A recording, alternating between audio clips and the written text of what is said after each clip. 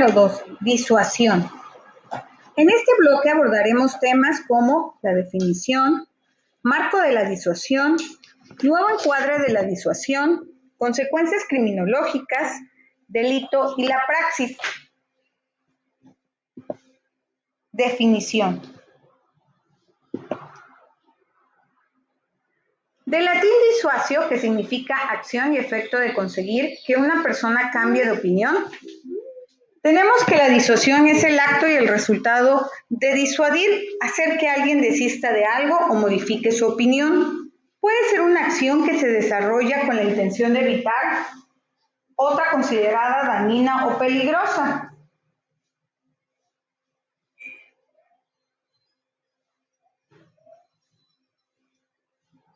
Una campaña de concientización sobre los peligros de beber alcohol antes de conducir, por citar un caso, o puede mostrar imágenes de choques muy graves provocados por automovilistas ebrios.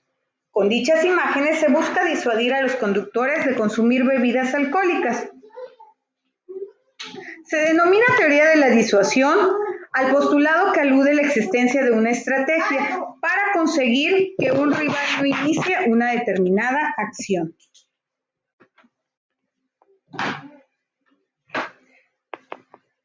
El concepto suele vincularse en algunas ocasiones con armas nucleares, ya que algunos especialistas sostienen que siempre deben estar disponibles, pero nunca tienen que utilizarse.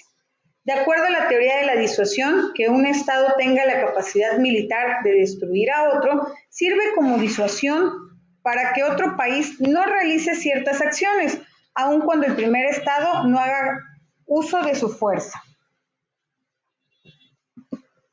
Marco de la disuasión. Entre las principales características de la disuasión, Kepa-Soper reconoce tres básicas. En primer lugar, se refiere a situaciones de conflicto, es decir, cuando las partes tienen intereses antagónicos.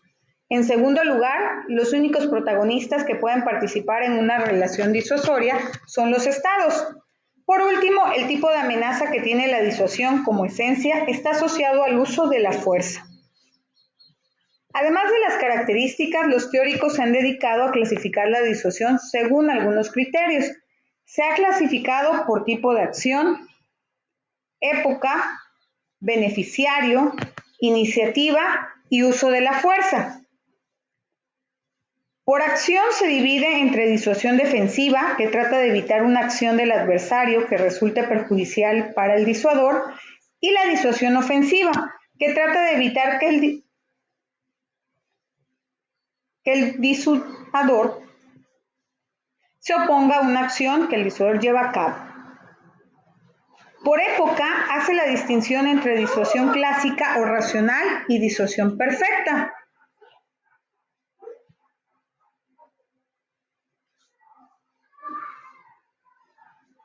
La disuasión que respecta al beneficiario se divide en dos. Cuando el beneficiario de la disuasión resulta ser uno de los países que intervienen en la relación disuadora, nos encontramos ante una disuasión directa. En cambio, cuando se realiza en favor de un tercer país ajeno, la relación se califica como indirecta. Desde la perspectiva de la iniciativa del Estado que desea disuadir, se encuentran aquellas que por negación pretenden que el disuadido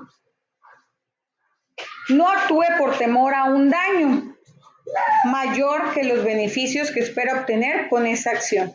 Y la disuasión por castigo, en la cual el disuadido no debe oponer resistencia por temor a una acción que le producirá más pérdidas que dicha resistencia.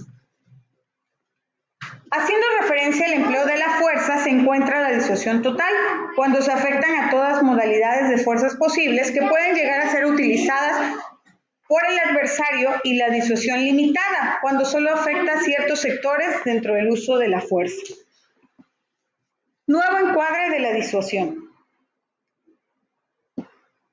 La disuasión como concepto perdió claridad luego del fin de la Guerra Fría. Es decir, los conceptos que se han construido para adaptarse a las nuevas necesidades del siglo XXI la han convertido en un concepto maleable que se adecúa a la situación que el tratadista quiere explicar. Y en este punto en el que la disuasión pierde aún más su poder y hace aparición el ciberespacio, la capacidad de control que éste ofrece. El ciberespacio pretende informatizar todos los aspectos que los estados usan para funcionar. Algunos de ellos son el sector de defensa, económico y de infraestructura.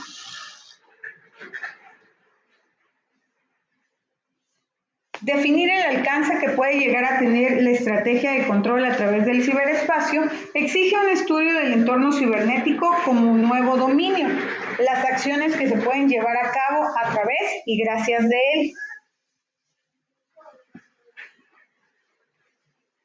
Este nuevo escenario tiene un sinnúmero de características que lo diferencian de cualquier otro dominio que el hombre haya manejado alguna vez. El número de técnicas que se pueden aplicar en el ciberespacio para controlar al adversario es amplio, por todas las particularidades que éste ofrece.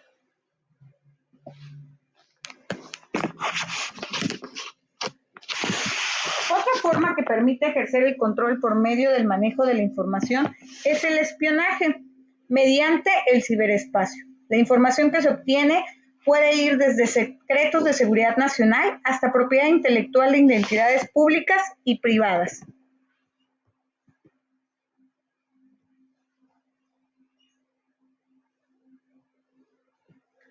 Esta ayuda a la construcción de datos que apoyen la inteligencia de los estados, lo que genera una ventaja para quien la consigue, pues podría usarse en las tomas de decisiones, operaciones tácticas y el control completo del campo de batalla y del adversario. Consecuencias criminológicas. Se conoce como consecuencia aquello que resulta a causa de una circunstancia, un acto o un hecho previsto. La palabra tiene su origen en la expresión latina consequentia, formada de la raíz con, que significa conjuntamente, y sequi, que significa seguir. Así, toda acción, por efecto, una consecuencia, sea de tipo positiva o negativa. Se habla de causas y consecuencias cuando se quiere referir los antecedentes que han provocado un hecho puntual y cómo este hecho ha influido o incidido en las condiciones posteriores a él. Se entiende, por lo tanto, que la causa es el fundamento o la ocasión de algo, ya sean hechos o ideas, mientras que las consecuencias son su resultado. Y criminológico se refiere a lo relativo a la criminología. Esta es la ciencia del delito. Garofalo la definió como la ciencia general de la criminalidad y de las penas. Constancio Bernaldo de Quirós decía que la criminología es la ciencia del crimen o estudio científico de la criminalidad, sus causas y medios de combatirla. Y bueno, las consecuencias criminológicas del encuadre de la disuasión, que lo vamos a ver más adelante, tienen que ver con la penología y la prisión. Delito y la praxis. Recordemos que el término delito proviene del vocablo latino delinquere, que significa o es traducido como abandonar el camino, ya que un delito de algo se aparta del sendero contemplado por la ley para la convivencia pacífica entre los ciudadanos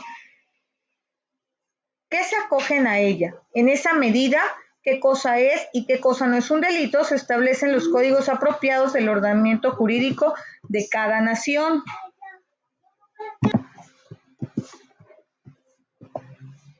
Los elementos del delito son los componentes y características que los constituyen, no de manera independiente.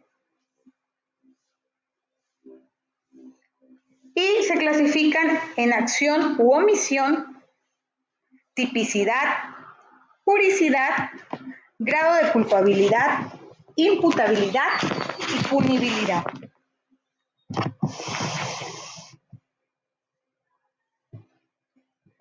Existen diferentes clasificaciones para el delito.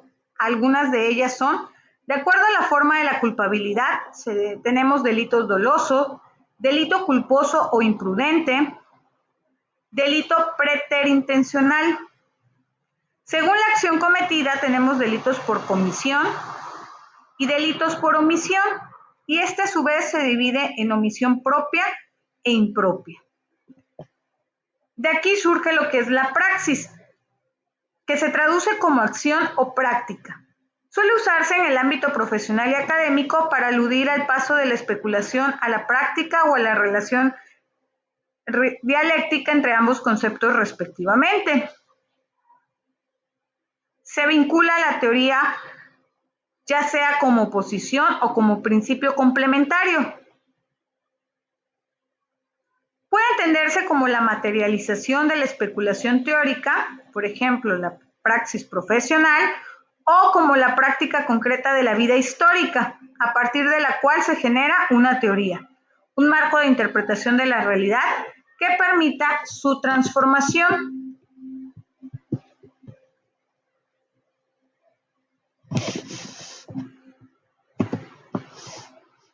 Y esto es lo referente al bloque número 2, disuasión.